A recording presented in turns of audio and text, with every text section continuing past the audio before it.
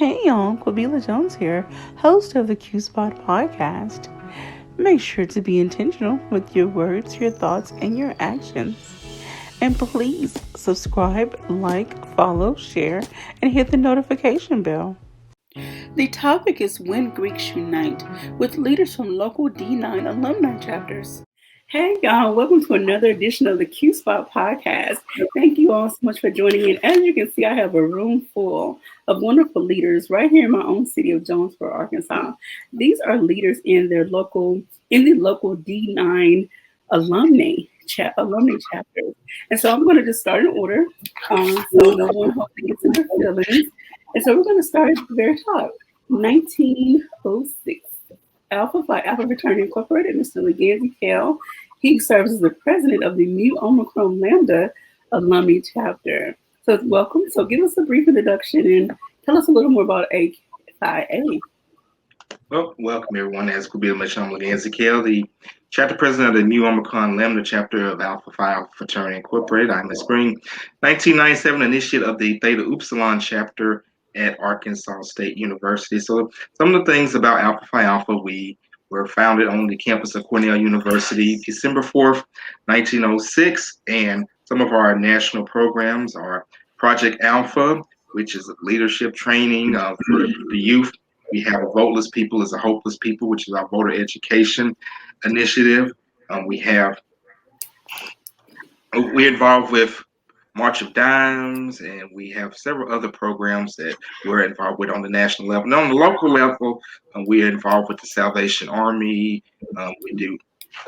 We also do a scholarship for the youth that we also give out as well. And we participate with MLK Weekend, and we also work with the local NAACP as well. So they're just some of the things in which we are involved with on the local and the national level.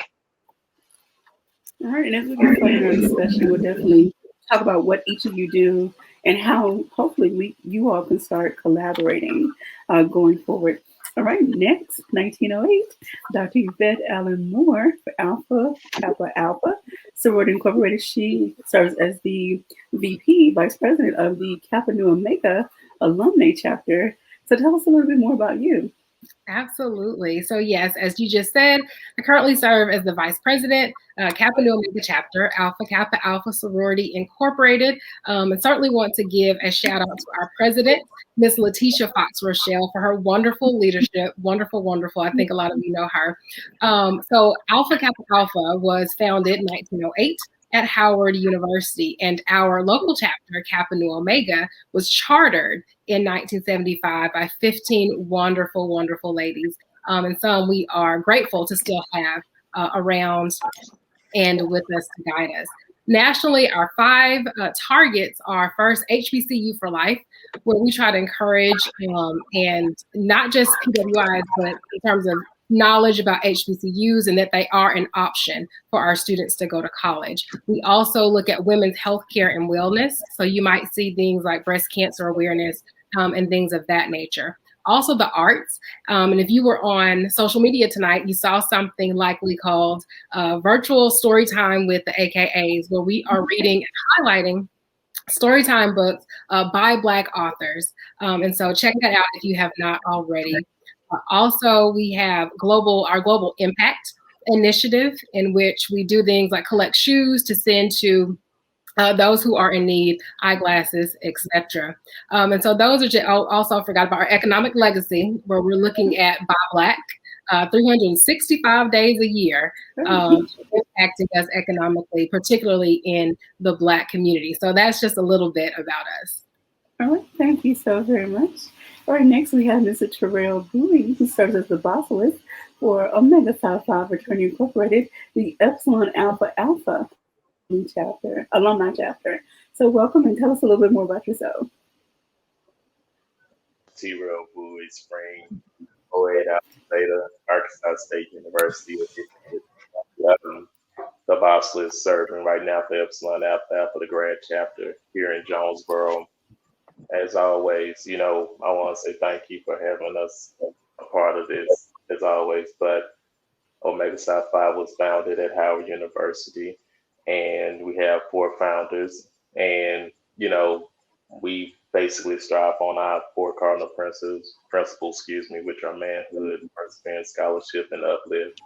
And, we are about in the community. We've been working very hard and diligently, especially recently, with a lot of what's going on. So we have, we have a lot of target goals, especially coming up in 2021, that we're looking to get going and up and running in the best way possible, especially being that we're doing it with limited, opportunity with outreach with the community. But again, we were just glad to be involved right now. To be honest with you, I'm glad to be here and be involved in Jonesboro where it started for me. You don't know me as well as some of the others, but I'm going to bug you. I'll bug you enough so far, but I want to bug you when it comes to community events and things. I know Color shut us down a little bit. I say we are community liaison for Kelly K, so I kind of throw myself in the mix. So anyway, we're going to move right along. Thank you so much. To 1913, Dr. Lisa Jones Matthews. Sorry. Hello. From the Jonesboro Alumni Chapter of Delta Sigma Theta Sorority Incorporated. So tell us a little more. Oh, she serves as the president. So tell us a little bit more about you. As you said, I'm Lisa Jones Matthews, and I am the current chapter president of the Jonesboro Alumni Chapter of Delta Sigma Theta Sorority Incorporated. I don't know how my internet connection is because I stay right outside the city limits and everything's kind of lagging for me. But Delta was founded on the campus of Howard University in 1913, and we have a 5-point programmatic thrust that encompasses educational development, economic development, international awareness and involvement, physical and mental health, and political awareness and involvement. And currently, because of our numbers and because of how much we are separate from each other as far as meeting due to COVID-19, we have more of our chapter members working on committees, which include Habitat for Humanity, the Election Committee, and Home Buyers Committee. What else are we doing? I'm a part of the NAACP, and I'm working with the Red Cross so that I can teach the kids fire safety, but that's kind of been put on hold since the schools are in and out. But I hope that through this talk and seeing everyone and meeting everyone that we can truly work together, because together we can be so much greater. So much for that. All right, so now on to 1914, Mr. Rollo Brown, who served as president of the Utah Sigma Alumni Chapter of Phi Beta Sigma Fraternity Incorporated. How you doing? Hey, thanks for having me. I'm glad to be here. Phi Beta Sigma.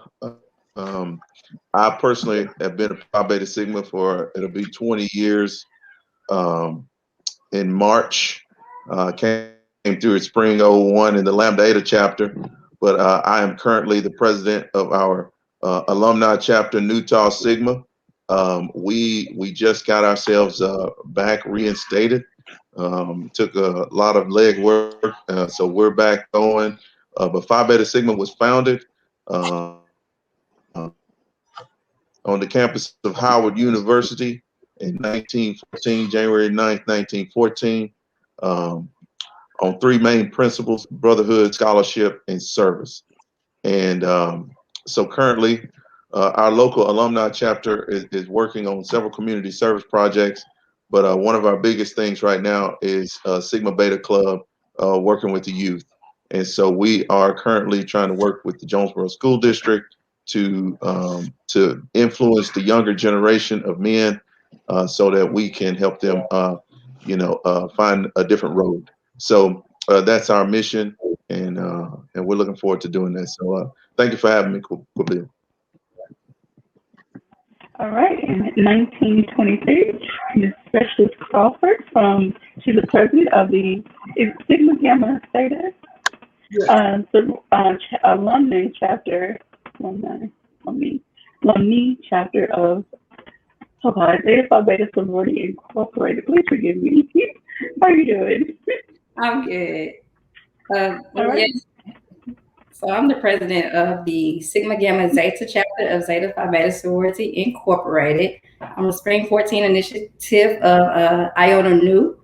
Zeta Phi Beta Sorority was founded on the campus of Howard University, January 16, 1920, by 5 undergraduate women who all had the collective idea to promote the highest standard of scholarship and finding womanhood. For our local chapter here, Sigma Gamma Zeta, we have a bunch of initiatives that we are trying to sponsor, such as Zeta's Get Engaged, which is mobilizing our communities to just promote education and social justice awareness. Also, we have our Zetas helping other people excel, which is helping the communities excel through mind, body, and soul. We also work with the March of Dimes as well as St. Jude.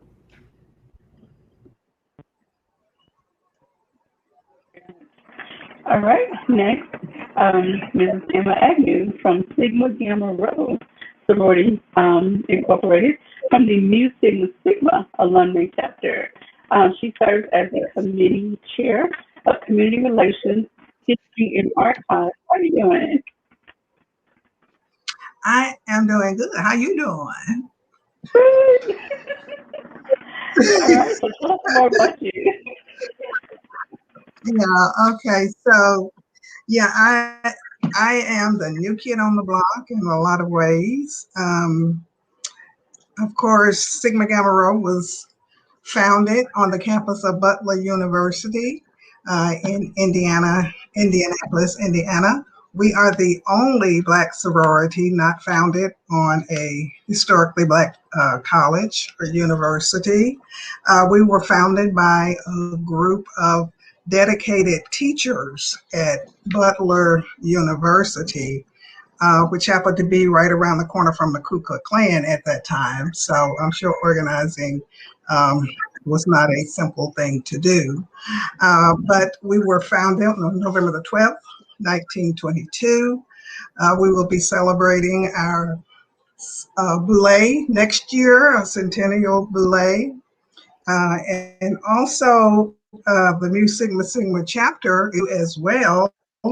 It was founded in 2018 in West Memphis, Arkansas, and it is led by our bosseless, our fabulous bosseless, Yolanda Dogan. And I had the pleasure of being one of the first recruited members of that chapter in 2019. So I'm new in that way also. But we have our motto is greater service, greater project, greater service, greater progress. I'm like you, my tongue getting tangled, Kabila. But some of our national programs are Project Renaissance. It's all about me, healthy children, healthy living, healthy generations. Also, progress programs for Africa. Project Resavers, which of course is a financial literacy for children, and these are national programs. Operation Big Book Bag, Sigma Youth Symposium, and a national marrow donor program, and the Hattie McDaniel Cancer Awareness and Act Against AIDS Leadership Initiative. And these are all national programs. But on the local level, we also we do an annual swim camp, which teaches young children how to swim. We also do a soul to soul drive where we collect shoes for individuals who may need them. And we are big supporters of St. Jude. We participate in the St. Jude event, the St. Jude Walk Run every year. And we also raise money for St. Jude every year. And so those are just some of the local programs that we do as well. We're also really big on voter registration. We have a Sandra Bland voter registration drive.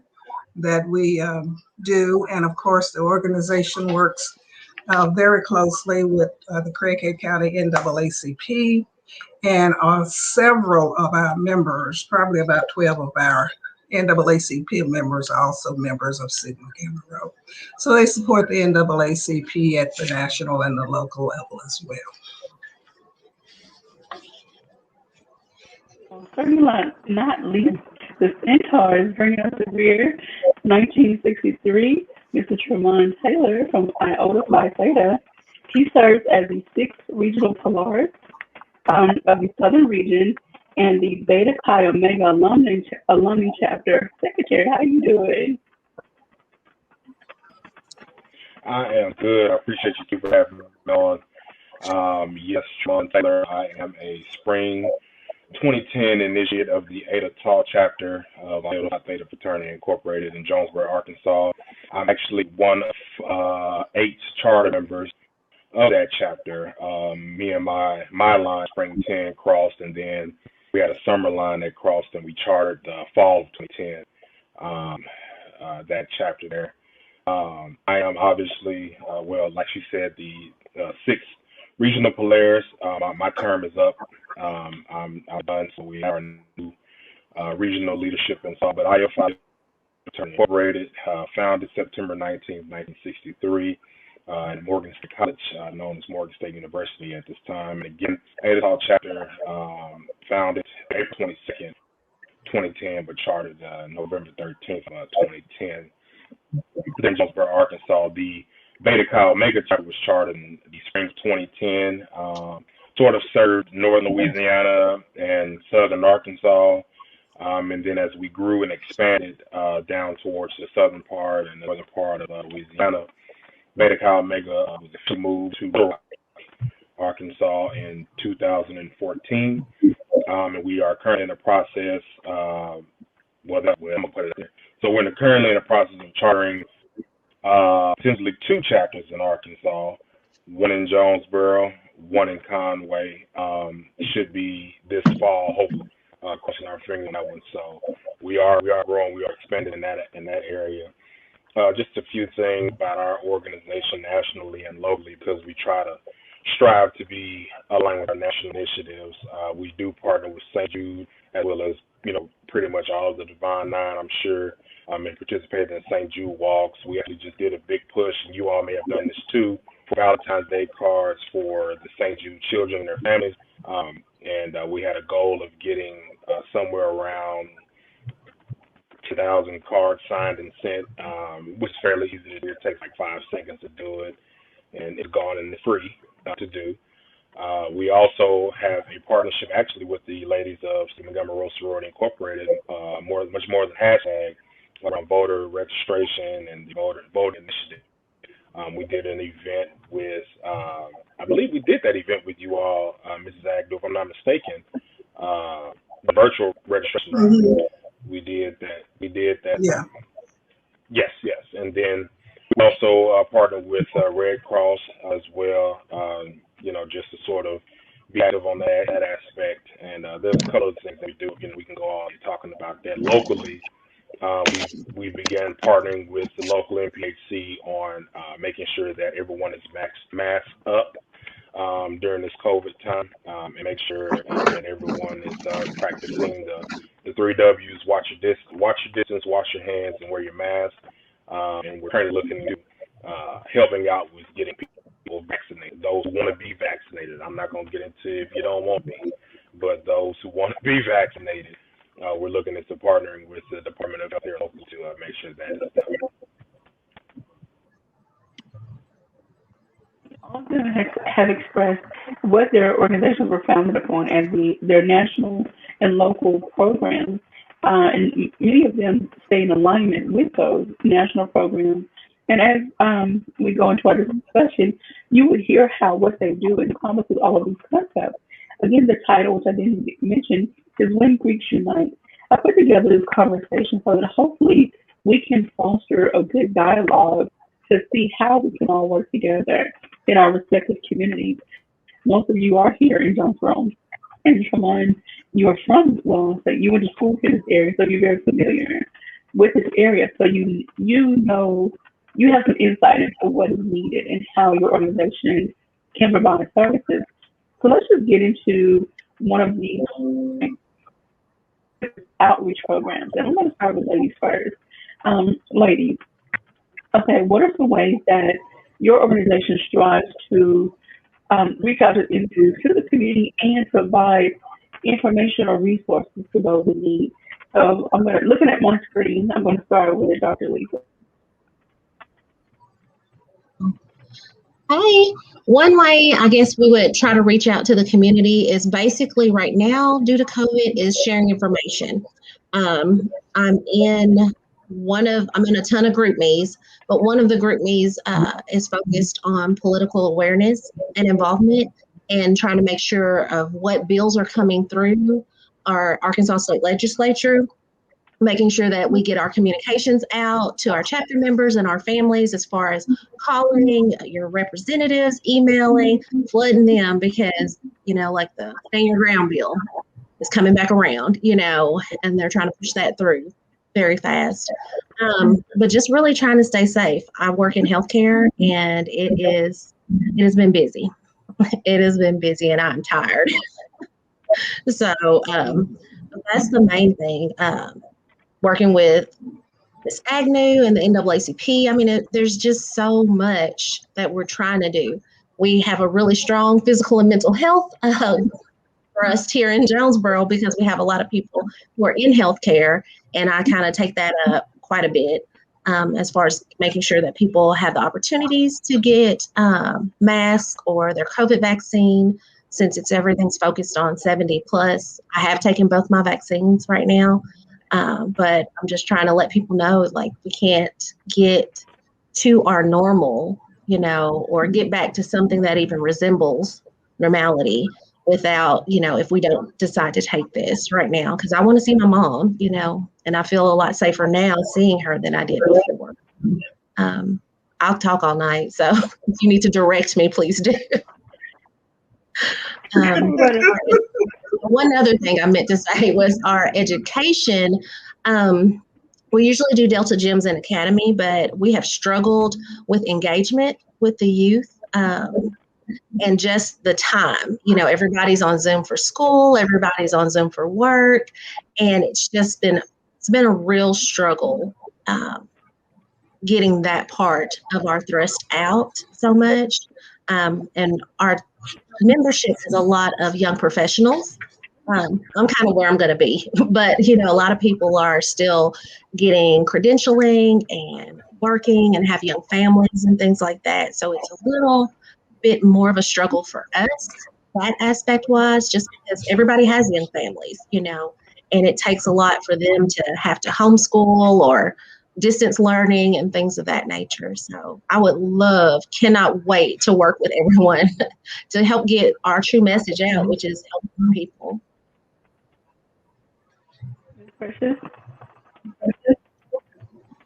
Yeah, so for us, we definitely are facing the same struggles with COVID-19. So it has been difficult to just physically get out there in those communities. For my sorority, my chapter in particular, we just try to just be innovative as possible when it comes to getting out there and helping, whether it's from a social campaign. So you might see us post different things, just involving the community, backpack drives. We have a Sprat brother who has a big backpack drive every year. We make sure that we're able to donate to that and get out there and make sure those kids have those backpacks and school supply that they need.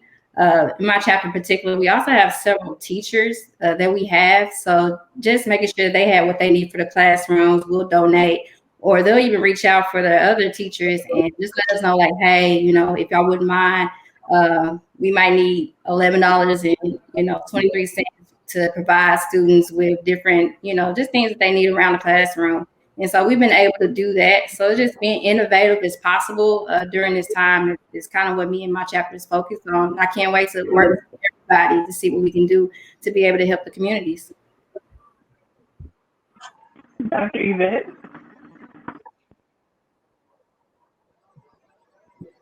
I'm sorry, I had to come off mute. So yeah, it's very similar to what some others have said. COVID is certainly an interesting time. And we have to be creative. So a lot of what we do is social media engagement. As someone kind of spoke about before, we know folks have all types of Zoom meetings for whether it's work, school, etc. But we still do try to move forward with some of those Zoom calls that could be informative. But we also have started doing it via Facebook Live, so that you can go back and watch it later if you just didn't have the time when it was planned, etc. Right. So on tomorrow at 6.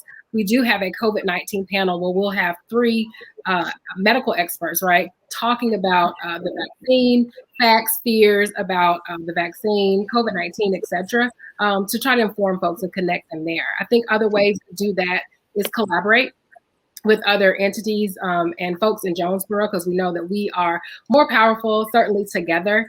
A lot of what we have done during this period have been donations, right? So we're limited in physically going out, very similar to other folks, but we are able to solicit a ton of donations, right? So we just solicited donations for the annual UCP campaign. It's normally a telethon. A lot of you probably know about that in January. It's normally a telethon, but this year we just solicited donations via social media, raised money for that. And those funds go directly to folks in NEA, the Northeast Arkansas area, as well as in Arkansas in general. And the funds and donations go to folks with cerebral palsy and other folks with disabilities.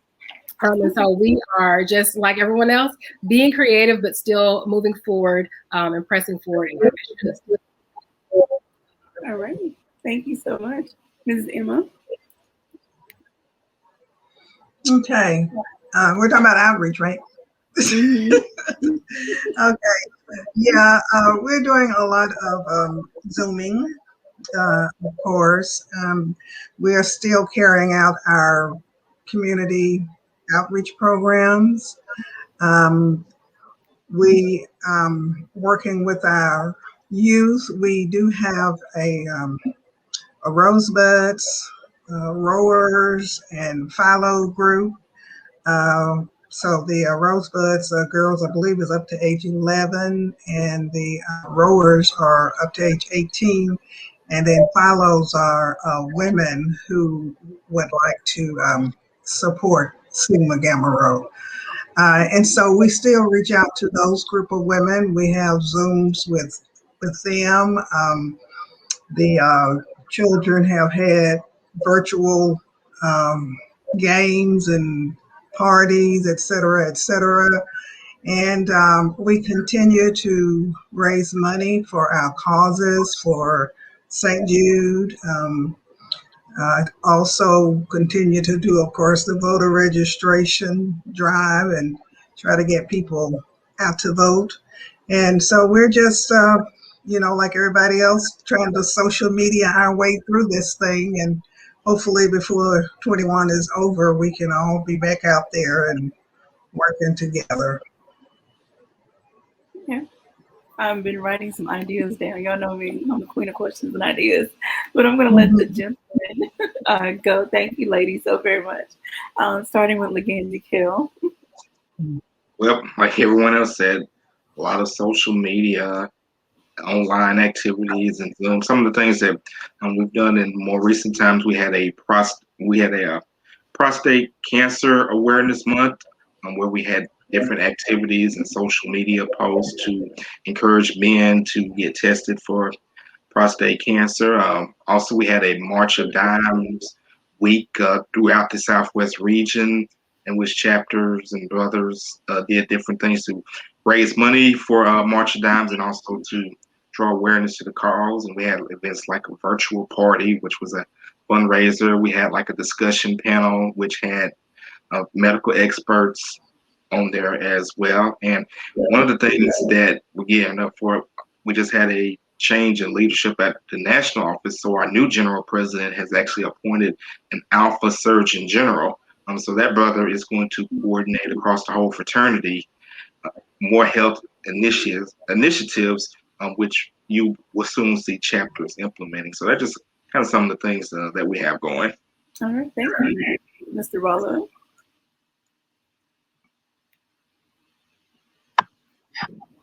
Yeah, kind of similar to everybody else. I think we'll all speak to the COVID and how it affects us daily. But some of the outreach things that we're currently doing right now is working with Sleep Out for the Homeless and Hungry. That's been a big program of ours, and so we're currently trying to continue to feed the hungry and the homeless. And so that's one of the things that I know that our alumni chapter is really trying to work with. We did a virtual sleep out where we took donations of canned goods and different things like that for the Salvation Army. And one of our bigger focuses as well is the youth. We really want to get in touch with these young African American men and help guide them. And so that's one of the outreaches we definitely are going to get started this next school year. So in August, we want to make sure that we're ready and rocking and rolling for those young men. All right, thank you, Mr. Tremont. Tremont.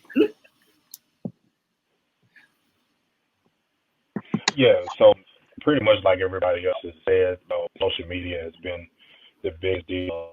One of the big things that we're starting to do here that I've kind of been volunteering to do is IOTA is impacting others through awareness and implementing health initiatives throughout the world.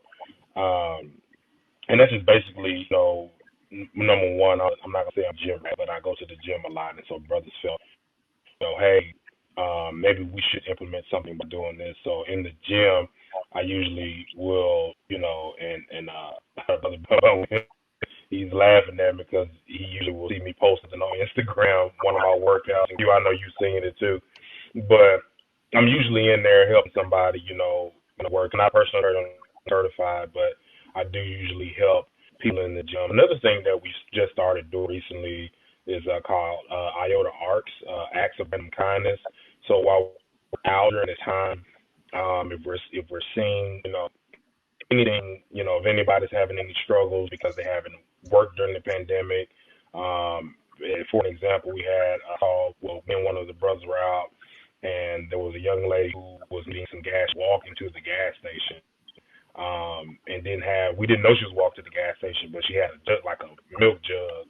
And, we kind of say, hey, are you okay? It's cold outside. I'm going to get some gas. And it was like, with a milk jug? Oh, no. You know what I mean? So that's one of those sort of acts of random kindness situations that we sort of, I don't say look for, but it's knowing that this is now at this time.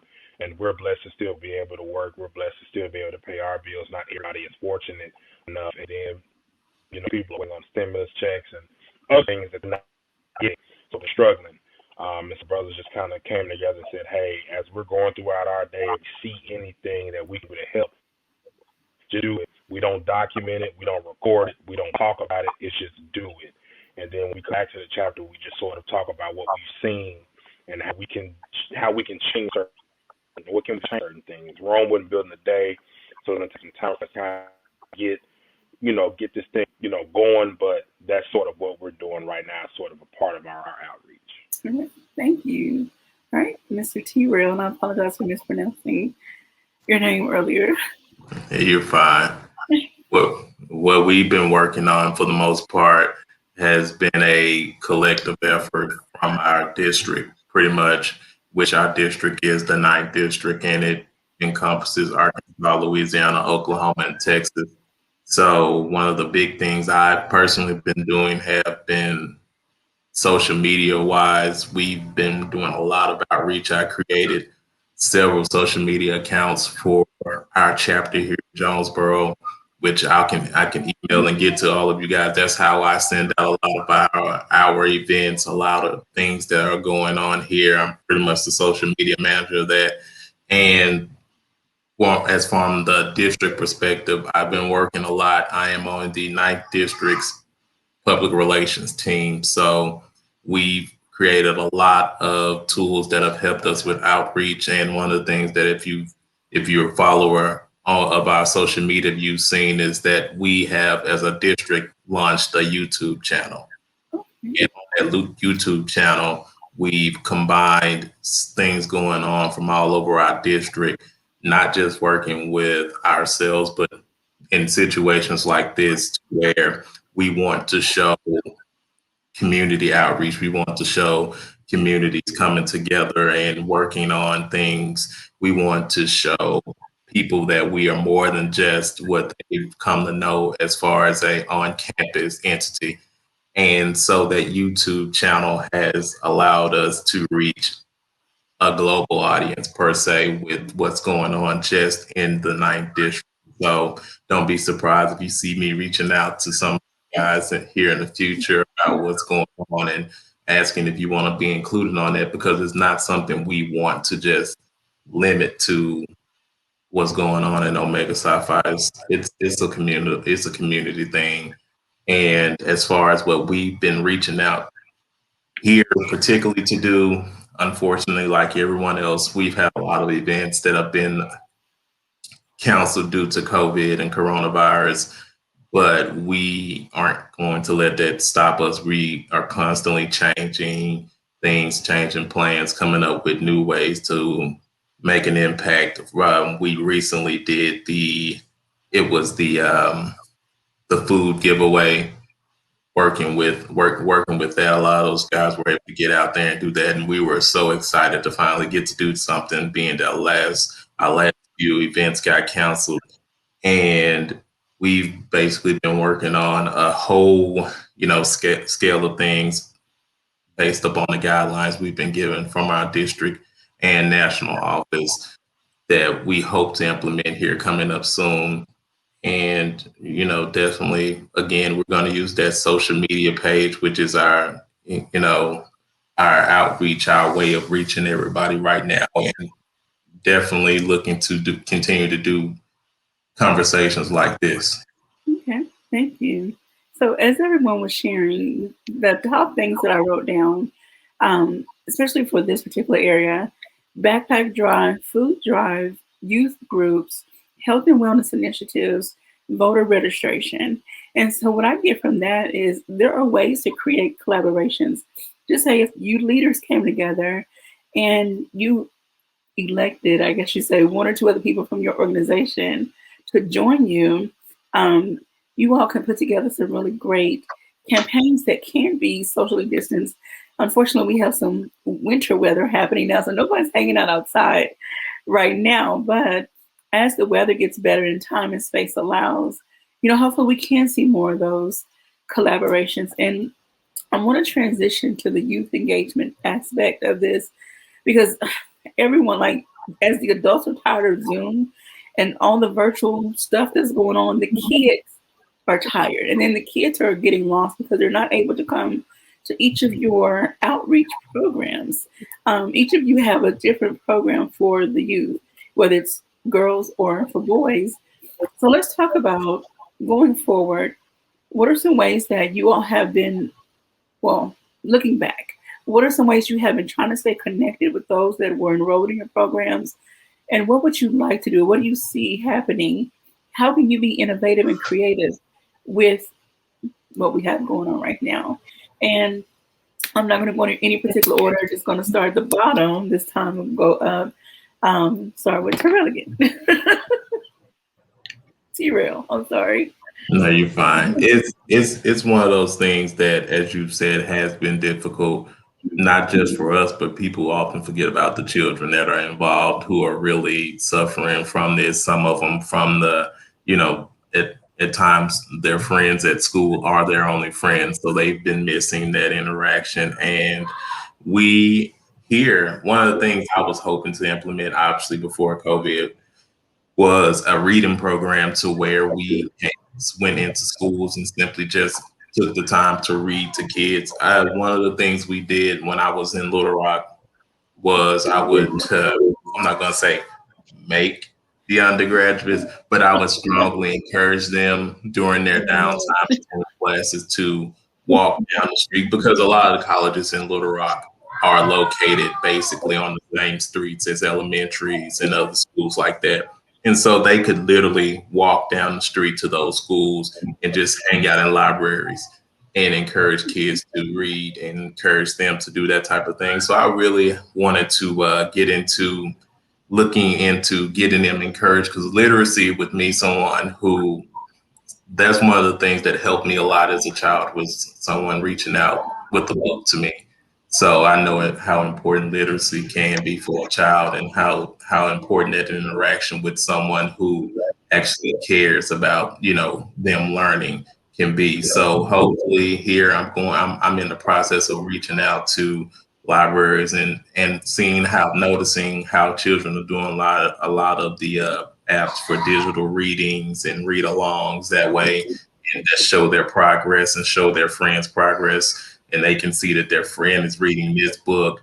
Hopefully we can get something like that rolling here, and that can be our non-contact way, and obviously wait like everyone else, play the wait and listen game as far as what we'll be able to do as far as a in-person thing. All right, thank you. Mrs. Emma? I know you all have an active group, so tell us, I guess you can tell us more about that also, and then going forward, what does it look like? Yeah. Well, as I said, we're doing a lot of social media, and we have let me see if I say this right. We have not skipped anything that we had planned to do. If we had planned to do it in person, we Zoom it.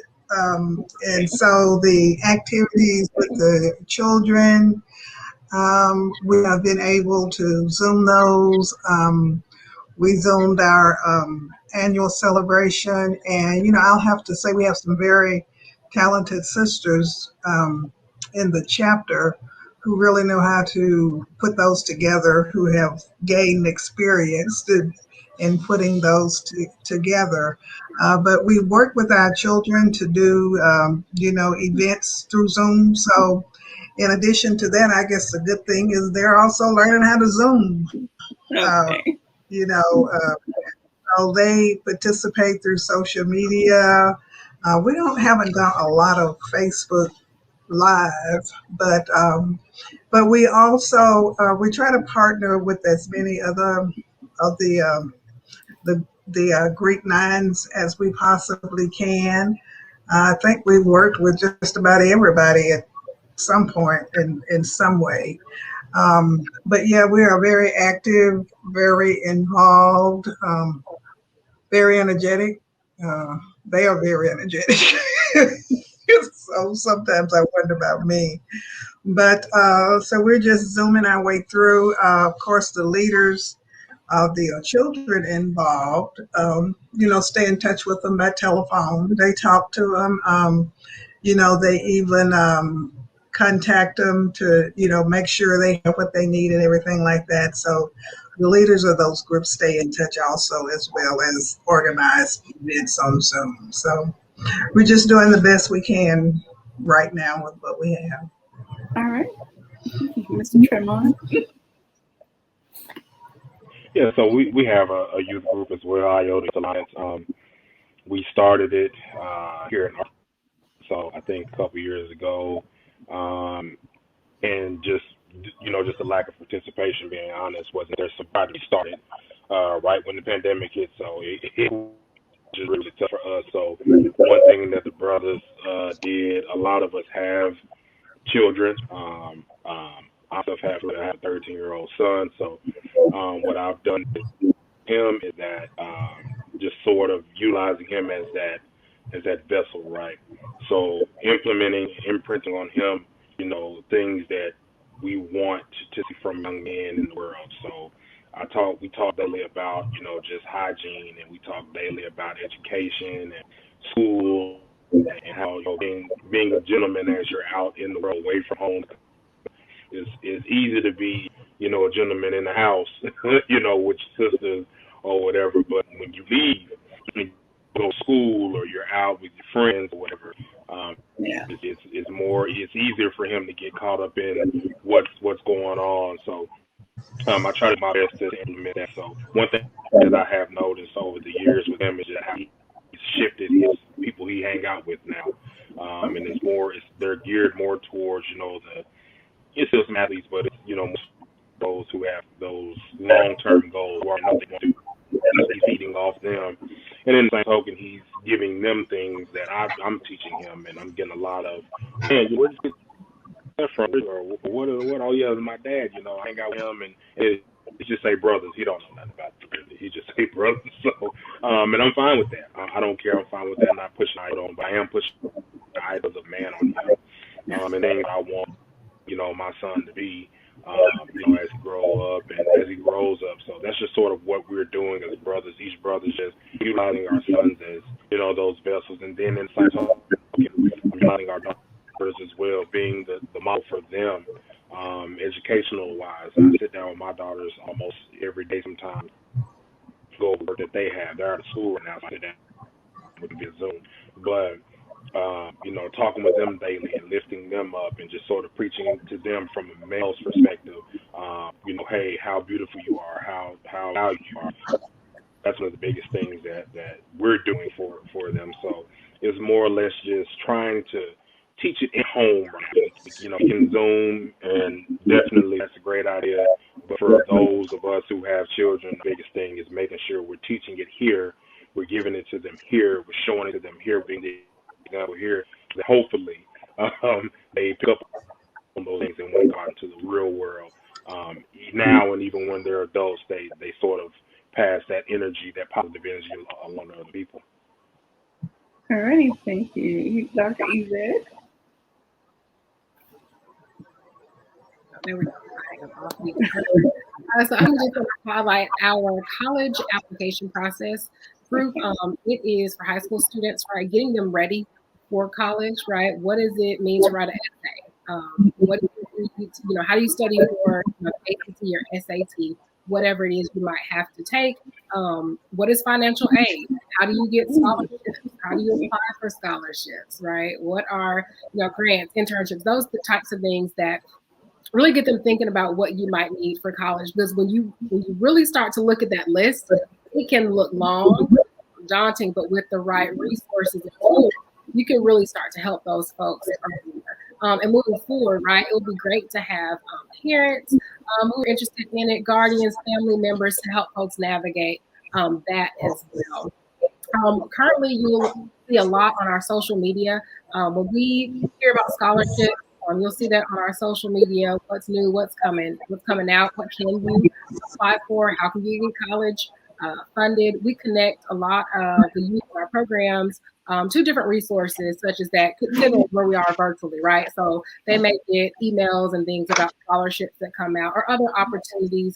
For example, at Arkansas State, when they have the ACT prep camp, things of that nature. So keeping them informed so that they can get the resources they need to be successful in those opportunities.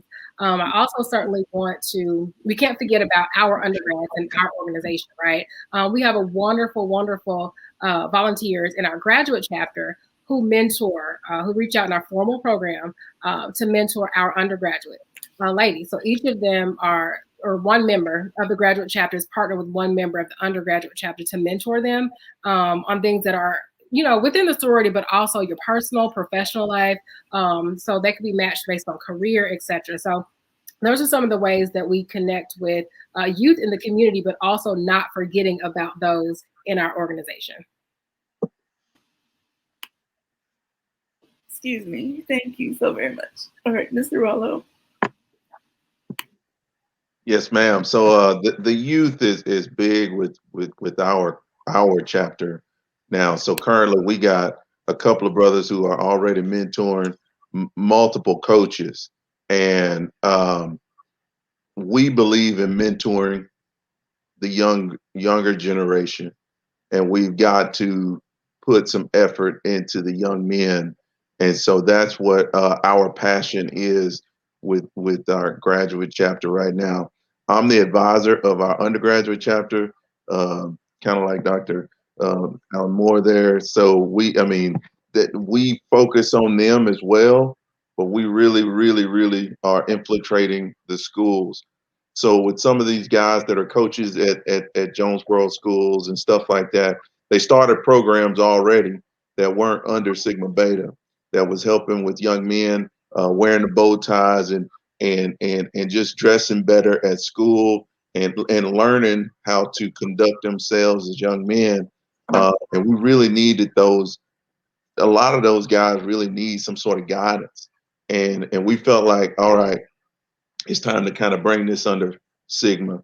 And so now we're really going to invest some time into the youth through Sigma Beta and really just mentoring and helping them have somebody to go to, whether they're in junior high or grade school.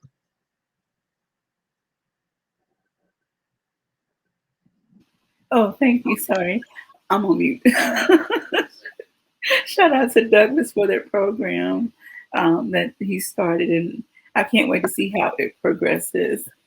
Doug is doing a great job with those young men, and I'm just so proud of him, and it's really going to be something special. All right, thank you so much. All right, Ms. Precious. Yeah, so youth engagement is extremely important for my organization.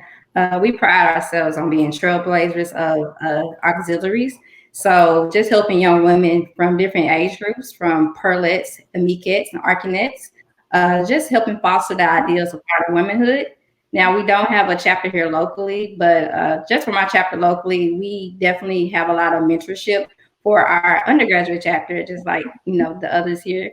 Agnew, and we've been able to just help them as far as just grow as women, whether it's education, whether it's something going on with them personally in their personal lives, just being able to pour life into them, being able to just speak to them and just be that voice and that voice of reason, somebody they can talk to. So that's something we've been just working on and just making sure that we get with them on.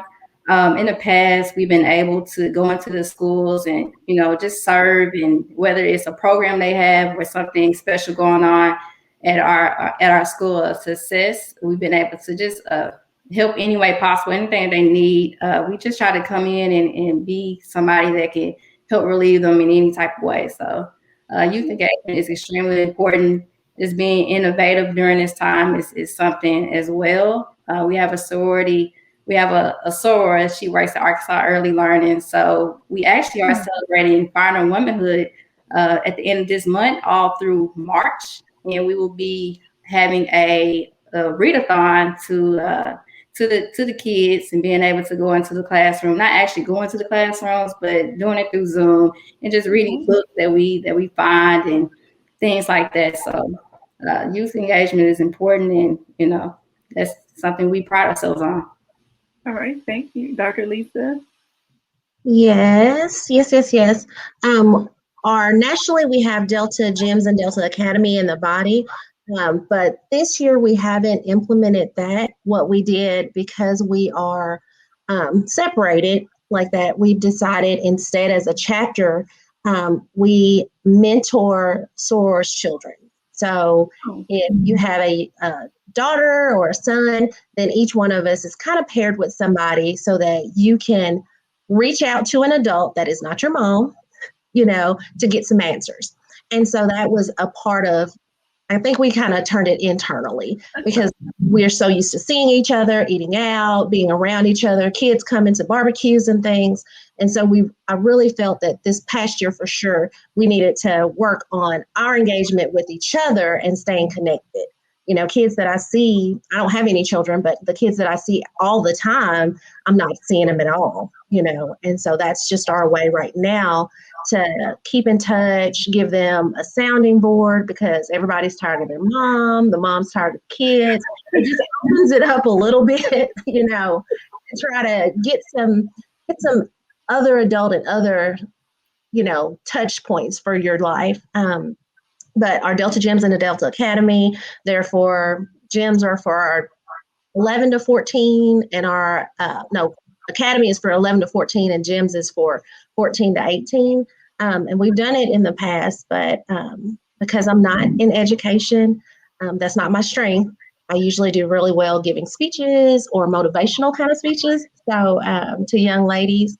But that's just a way that we're kind of working is working with each other to give the children in our sorority right now, just a little bit more attention because they're not getting what they usually get at school.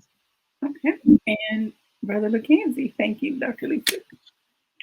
Currently, we are doing our go to high school, go to college program in which we mentor youth in high school, getting them ready for college or careers or anything in life post secondary education that's being spearheaded by Dr. Jeff Flanagan at Jonesboro High School. And we also have Brother Reginald Murphy at Andy Camp Junior High School and Brother Dr. Ricky Greer at Math and Science School. So each of those brothers are engaging the youth on their particular campuses, helping out whenever needed, and just kind of keeping that pipeline. I guess that's the advantage that we have, having a brother at the elementary level, the junior high level, and the high school level, so we can catch them early, and as they move up, then we can continue to monitor them, mentor them, and help them. And then even when they graduate, if they come to Arkansas State, and we have brothers in various departments that can help them in their collegiate career,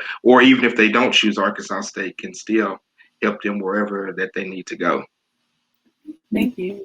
And I heard some wonderful points that I wrote down concerning other ways that you all can possibly collaborate. I remember not last school, 2021 school term, but years past, people would line up and greet the students on their first day of school. People from all different organizations and just community members. Hopefully going forward in August, the next school term, maybe again, you all can solicit a few members from each of your chapters to take a school and say, okay, one goes here, one goes there, wherever, and just be that representative so they can see that you all are present in the community, and that you are there to serve and help them in any way possible, make them feel comfortable.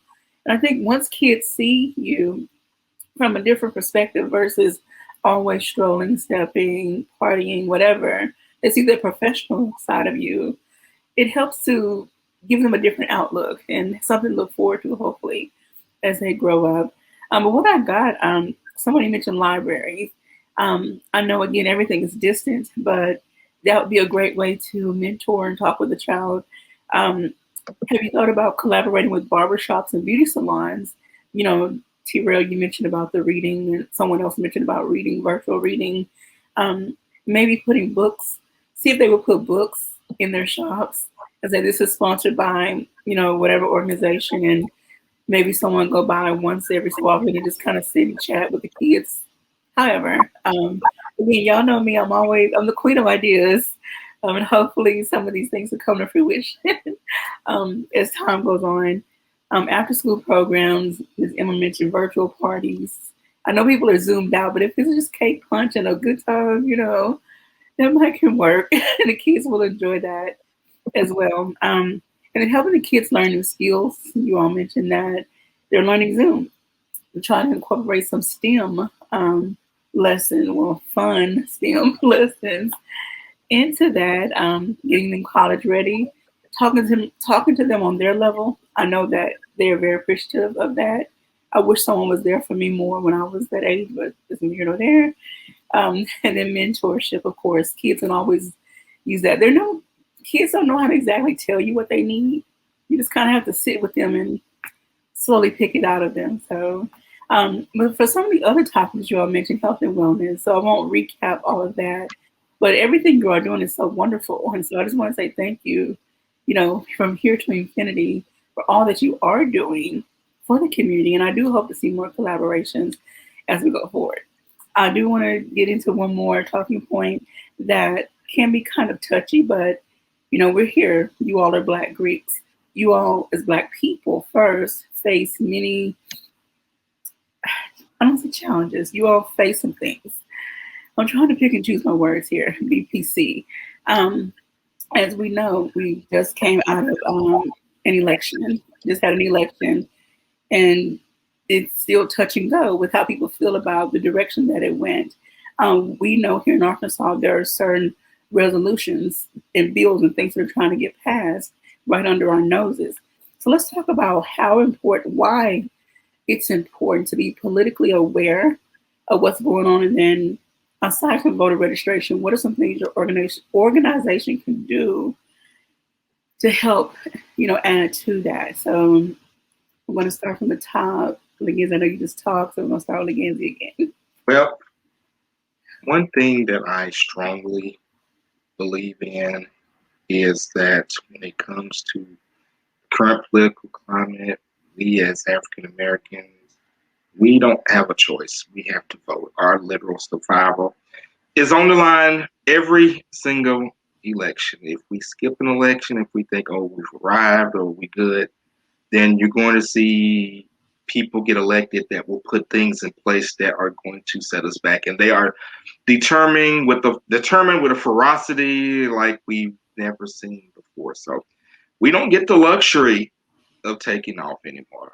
Our literal survival as a people is on the line with every election. So to me, I think it's very important to stress that. I think all organizations, not just D9 groups, civic groups, churches, I mean, anybody that you can think of that has a pulse is going to have to come together to get people registered and get them to polls. And you're already starting to see, especially in these southern states, efforts to make it harder to vote. Like in Arkansas, they're trying to push through this bill where if you want to vote absentee, that you actually that Monday after the election have to bring your ID. Well, what if you don't have an ID? What if you live in a nursing home? What if you have a disability or you don't have the transportation to bring that ID? So, and you're seeing similar things put in place in other states. They're not trying to make it easier to vote. They're trying to make it harder. So we have to stay engaged, stay vigilant, stay informed, and stay one step ahead because it's a chess match. And like I said, it's our survival on the line. All right. Dr. Lisa. All right. I guess for me, politically, the older I've gotten, the more hardcore I've gotten. I was like out here having a great time, got a good job, living my absolute best life. And where I am now as a pharmacist at St. Bernard's, I'm to the point where you show me who you are, I need to believe it the first time. And so for me, I really have truly had to change my mindset. A good job is only a good job as long as you have it. But, the way that I live my life and the way the people that I want to succeed, they look like me and they might not have what I have. So me going out to vote, sponsoring different things, donating to people who look like me at all times, I'm truly more focused on that than I've ever been. If I have $100 to donate, I'm going to take 90 of those dollars and invest it in people who look like me versus people who don't, because there's, a million people who don't look like me who are not going to support things that I truly believe in. Every day I send an email. Well, I send a ton of emails out to my chapter members, and the way I sign it is stay safe. And when COVID hit, I say stay safe because I told them to stay sisterly, to stay aware, to stay focused, and to stay engaged. And so that is my motto for this year. And being at home by myself or, Zooming with my friends or my sorors, that's all well and good, but we still have to stay focused. We can't be in this little cute bubble at your house enjoying it and not know that there's a whole world out here that is not rooting for us, And so that's what I've really had to refocus, because I want to be friends with people, but at this point in my life, I want us to succeed regardless. So if you make $0, I want you to get it. If you make $1 million, I want you to get it, as long as I know that it's helping my people, because the taxes, they don't help me out. People say, oh, I'm getting that stimulus money. I'm not. But the people who look like me, I want everybody to get it, because we need to succeed. These things are, if it can help us, I'm all for it. But voting and making sure that we're out here and giving information, supporting the things that we truly believe in, that is big for me right now, because I've seen a lot, and a lot of people have proven where their loyalties lie, and what they think this past election year. And I'm done with it. I'm done. So let us win all, but yeah, as long as we. Lisa, either you muted yourself or you got censored. She muted herself. I have to calm down sometimes. I have to bring it from here down to here sometimes. Yeah. I just want all of us to succeed.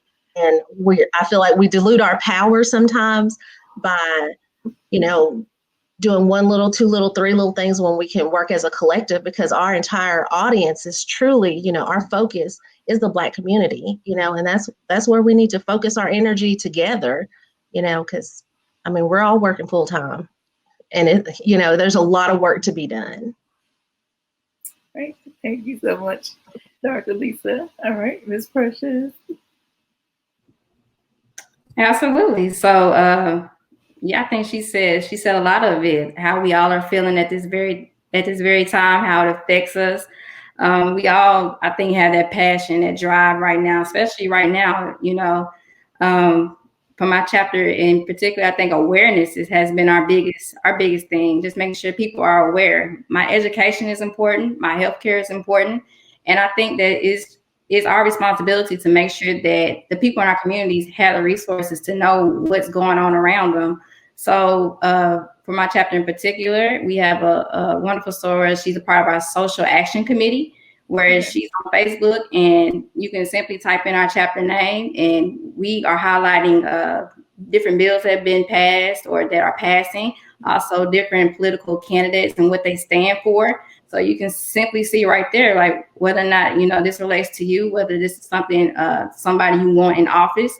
So we've been able to do that, this upcoming election, this past one election. And so it's just been very, we just trying to make sure people are aware. And I love what she said about the unity. Like, we are all here on the Zoom call, and how amazing would it be for all of us to come together as a collective and actually really, really make a big impact. So those small little things, they are wonderful, but united we are strong. So I'm just excited to see what we can do, as a collective right here. All right. Well, thank you, Mr. Rollo. Let me get it off mute, boy. Y'all got a mouthful tonight. Look, don't get the lady started.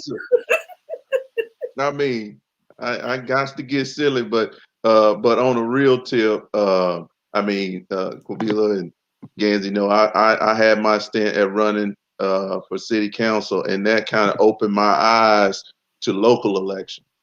And as the advisor to the undergraduates, I'm talking to them about the local stuff, and they don't know. So I think bringing them into the fold earlier helps. All of the things y'all said took it out of my mouth.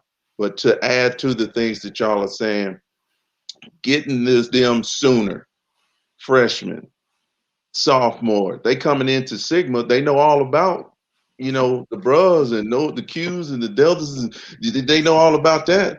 But do they know David McClain, or brothers that's out there, plenty. Do they know what's going on locally as well as nationally? So educating them early and getting them involved sooner will help them stay engaged as they continue to go on. And they can talk to the other 18-year-olds. I ain't talking to all the brothers, folks on campus, but they can, and they can affect a whole wave of people who aren't invested in what's going on politically. And it can change drastically if they know sooner. So that's where, I know my focus is, trying to get them engaged sooner, not just, the presidential election and let's just do this, but the local elections as well. All right. Thank you. Dr. Yvette. Awesome.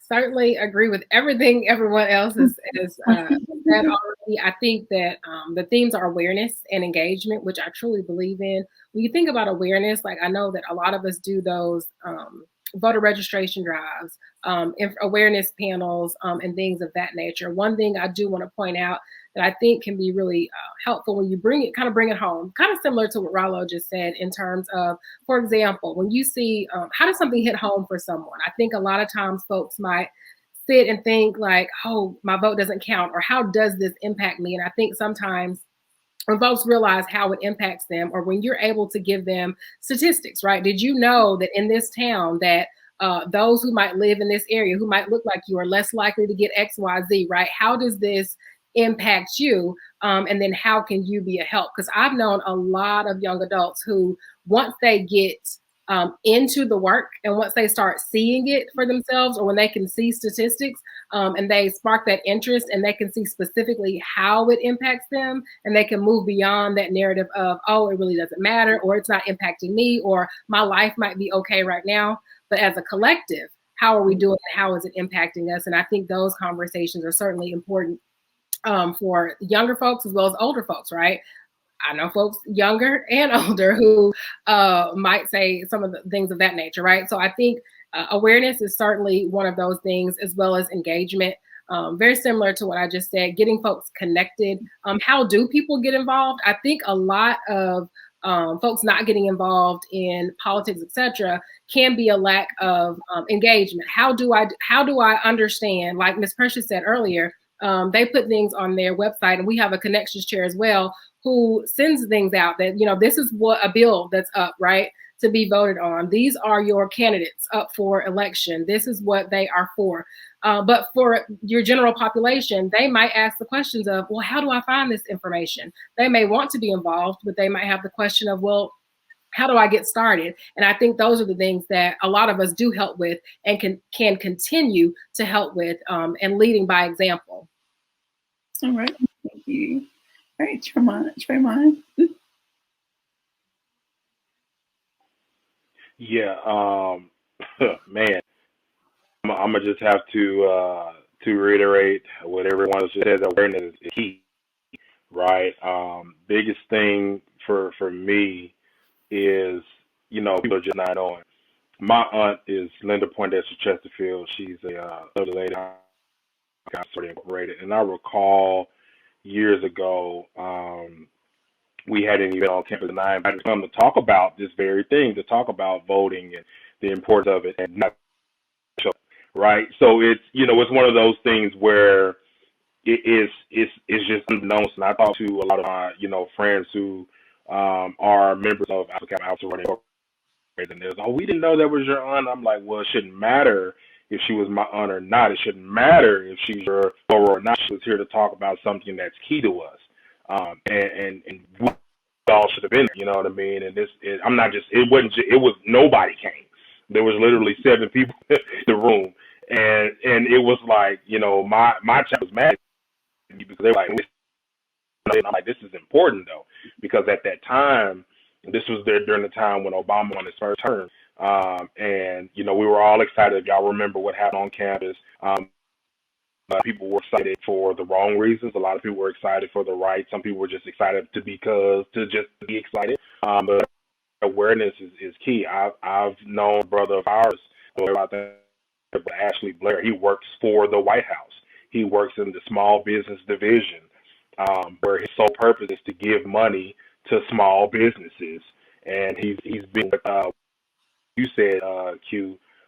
He's been intentional on making sure that he's giving money to Black businesses.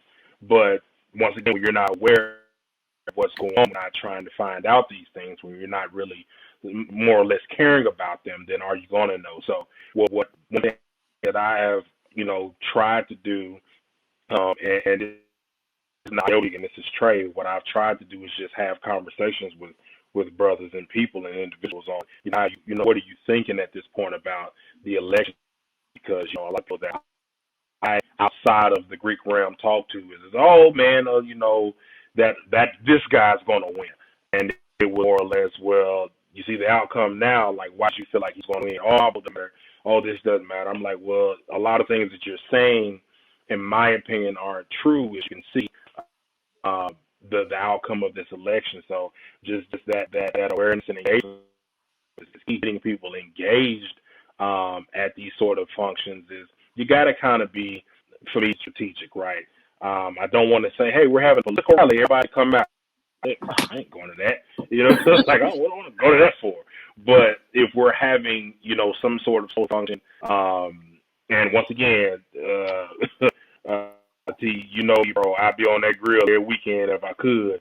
So, we've had situations where we'll, and brothers will call me now since I got this new grill, but I'll pull the grill out and it's like, hey, now we're having this, cookout, but just so happened that this particular person is running for, this seat of, whatever is here and having conversations with others. So now you're here, and it's almost like, well, I don't want to just eat and leave type situation, and listening, and it doesn't work all the time, but people are starting to get engaged with, okay, I'm starting to see now how it's important. And one thing I do want to stress is that for me, the local government is important, but our local people are very, very important. It's very, very key that you get to know who's running next to you, who's going to decide things for your schools, your city, your life, where you live. Yes, it is important to vote on a national level, but we got to look at what's happening locally, because we could be excited about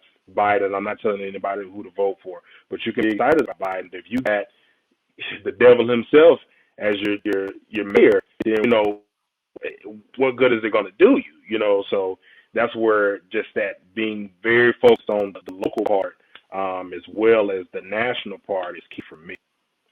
All right. Now I know Ms. Emma, look, she can go all in all day on girl politics. We're going to try to keep narrowing down the day, Ms. Emma. But why is it important, to stay engaged? And, what can Sigma Gamma Rho do going forward? Rollo, she right there with you with her running for office. So anyway, we know.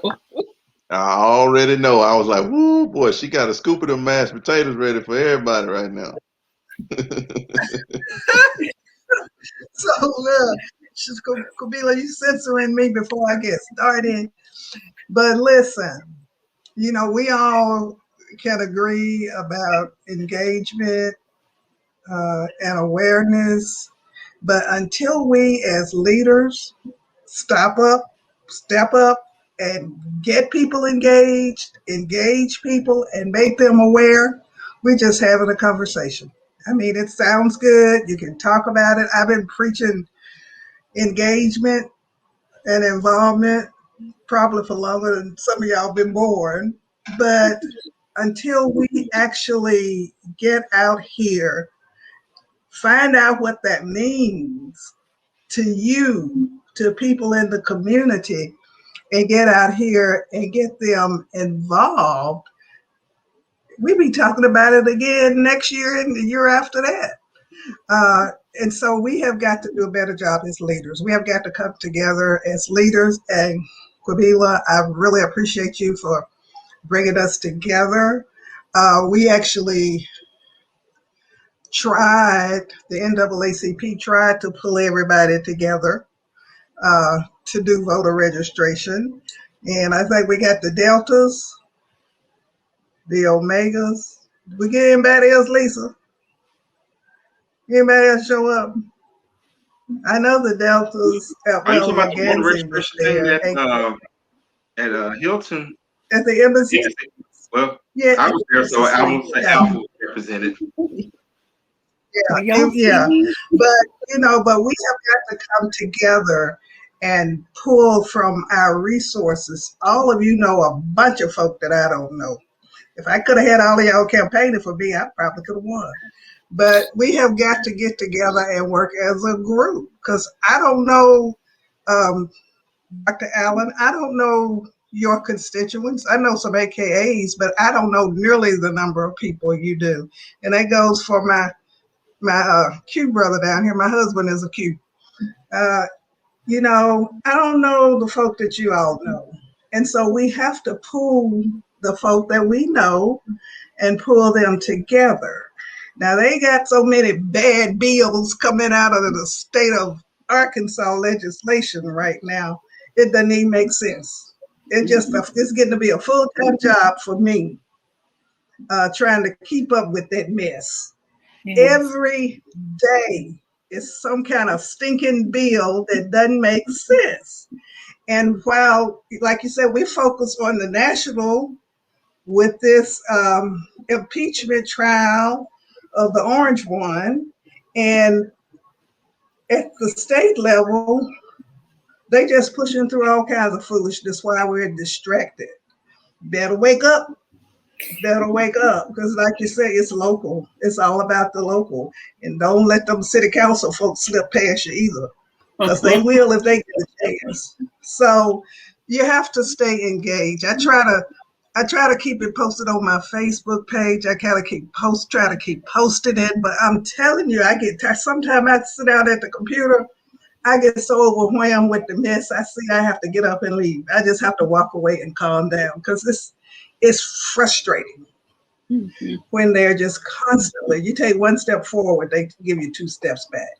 Well, and so, and it actually, and what I guess what frustrates me is it actually works when we engage. And it doesn't take a whole lot of people, believe it or not, to engage, but the higher you go, the more folk it take. But at the local level, it doesn't take a whole lot. At the state level, it take a few more, and at the federal level, it's going to take more. But you have got to engage. It works when you start texting them senators, representatives, and calling them on the telephone and talking to them. That's what folk need to do. They need to learn how to not be afraid to call. They're not going to talk to you no way. You don't have to worry about talking to nobody. They're not going to pick up the phone. But you can leave them a message. You can text them a message, and it works. So, but anyway, she told me not to take up too much time because I'm preaching now. But I really would like for us, this next cycle, as the Divine Nine, I don't see but 8 of us, somebody missing. But as the Divine Nine, to come together and bring our folk to the table, get those sorors and fraternity brothers to come together first, and everybody reach out to your people. If we did that, just think how powerful we would be when it comes to election. I wanted so bad to do a stroll to the polls this year. She telling me to shut up. No. But I didn't have enough time to put it together. I didn't have the energy of the time to put it together. But anyway, I'm gonna stop talking. But you better watch these bills coming out of the state house and the state, because these folk crazy. They have got Trumpism at a whole new level. I'm serious. Somebody sent me a page today about 5 or 6 ballot issues coming up that's going to set us back. It's coming up. We need to learn about them. We need to talk to our people about them, because our people will not read those when they go in the booth. I didn't. When they walk in the booth, they this long, and they're not going to stand there and read them. They're going to guess a yes or a no. And so if they're not educated by someone who takes the time to read them and teach them, some of that mess going to pass. So that's why I'm saying we have really got to come together, our people together, and do some serious community outreach with these issues that they're going to be putting on the ballot and with these candidates. I'm going to stop. Thank you. Thank you. What happened? Oh, Lord. Okay. Sorry, you guys got a little happy. Okay. And Terrell, all right. Bring it on home. Well, she said exactly what I kind of wanted to harp on.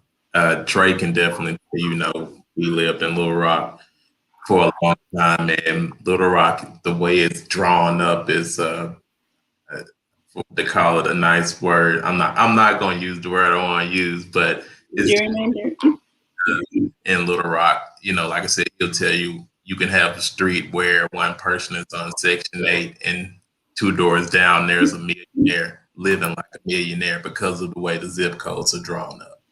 And so what we've done in Little Rock is something I want to see here, which is become visible. That's one of the main reasons first thing I did when I got up here was design these polos and made them. I tried to make them as visible as possible. And those of you who've seen me know, and I pretty much just started showing up at everything since I got here. And that was on purpose because I know that in Little Rock, again, Trey will tell you, because I do this because Trey and I have been hanging out since before we were even Greek. So, he'll tell you, and we hung. There is no way to have an election process in Little Rock without visiting fraternities and sororities. That's just period. That's an easy way to, like when they make their rounds to the churches, they find out where all the sororities and frat houses are in Little Rock. And that's because they know the power we do hold when we come together, as she said. And I feel like we really, for an area like this, is something we really need to harp on, which is why one of the biggest things I pushed for when I got up here was when I heard that they were doing a drive to get people to register for things like the census and things along that nature, because I don't think people actually understand what a census is and how important it is, especially for the community, for a community like Jonesboro, to get the numbers so that they can get the funding and so that they can have the representation that they need. And we've been pushing for things like that along with the voter registration, because as she said, it's not so much the people are registered, they don't know what to vote for or when to vote. And so, one of the things we really want to push for here is awareness and, awareness and visibility. And I want to get to the point that anybody in this area who wants to be a leader of anything feels like they need to not just address the Black community as a whole, but make them a priority before anything. And so, and I feel like that's one thing that, with Divine Nine influence, we really can do here in this area, because, for lack of a better way of putting it, Arkansas State pretty much divides the city. And so people use it as a central point, and they know that, one of the things that you can focus on coming out of Arkansas State is the Black for fraternity and sorority culture and people that are going to be involved around that campus. And like she said, you can have so many more people reach so many more voters or uninformed people by getting involved as a whole. So one thing I know at Epsilon Alpha Alpha, we're really focusing on is visibility at this point, because we want people to know that we are here and in the community, and we are not to just be seen, but to be considered. So, that's something we really want to focus on. All right. Thank you all so much. I wrote down, I'm always writing. So if I'm looking down, writing notes, you all made some very, very interesting points and some things that I took away from this, engaging the undergraduates, those that are, look at what they're majoring in and see what area, even though they may not know yet, if they're going to join the alum chapter, which we hope that is their plan. Just look at what their major is and what ways they can serve in conjunction with you all on these different initiatives, the political awareness, youth engagement, health and wellness, or whatever the case may be. Then again, have you all considered putting out, a PSA? How does my vote impact me, my family, whoever? That's one thing I see. I believe in PSAs, campaigns, things that are repetitive, that are short and sweet to the point. And hopefully, this will not be the last conversation. So y'all who know me, y'all know this will be the last conversation.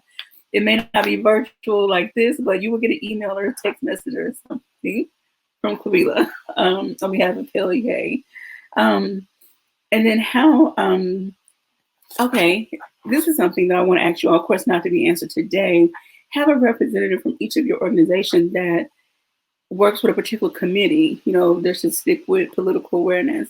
If you have a committee, have that representative or chair of that committee reach out to each one in each organization. And that's how you can keep the conversation engagement rolling. And again, when it's time for elections, a representative shows up at the polls or different polling sites or whatever the case may be. And then going back to what Trey said about the strategic cookouts, I'm going to say this again, but Emma going to laugh at me because I said it before during last election season. Always picking on the Keys because they stay grilling and bragging about their grilling. Have a drive-through or some type of pop-up. You know, I already knew you were going there. I'm not even going to let you. I already knew you were going there. A strategic cookout. Look, you got to come and sit 5 minutes for this little bitty lecture or handout. And then you get a plate and you can go. You know, so don't let them get their plate first because you know they're not going to stick around. So those are a few things that I wrote down. And I just want to say thank you to everyone for joining me. And so as we get ready to close, I want you all to answer this, you know, 1 or 2 sentences. And I'm going to start in order from the founding date this time. When Greeks unite, ... So finish that statement. And we're going to start with 1906. When Greeks unite, we make history. We just did it on January 20th with Madam Vice President Kamala Harris. All right. Thank you so much. All right. 1908. All right. Well, you certainly took something I was going to say, Legacy. When Greeks unite, first. Right, you got it. Hey, I appreciate it. When Greeks unite, we are powerful and we represent. All right. 1911.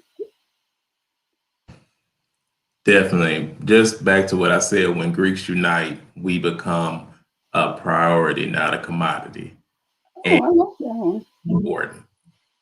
All right. Priority, not a commodity. I'm going to write that down, put on t-shirt. Okay. 1913. All right. When Greeks unite, anything is possible. Absolutely anything is possible. All righty. 1914. When Greeks unite, we are strong in every aspect. We make moves.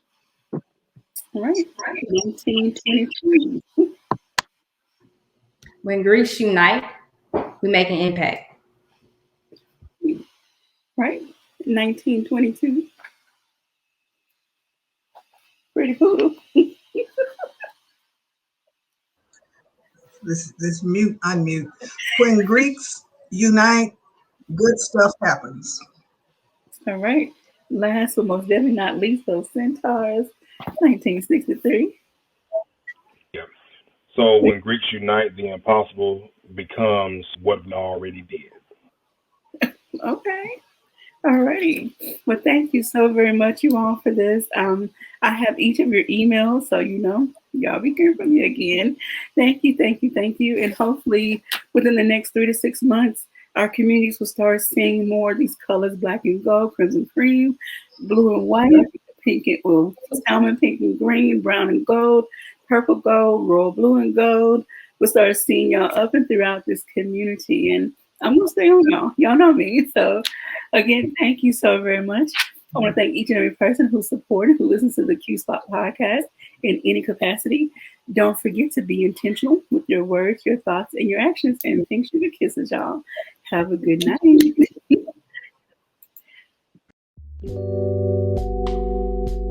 Thank you for watching the Q Spot podcast video series. Don't forget to join the Q crew so you don't miss a beat. Follow, like, and share on all of my social media platforms, as well as the major podcast platforms. Lastly, be intentional with your words, your thoughts, and your actions.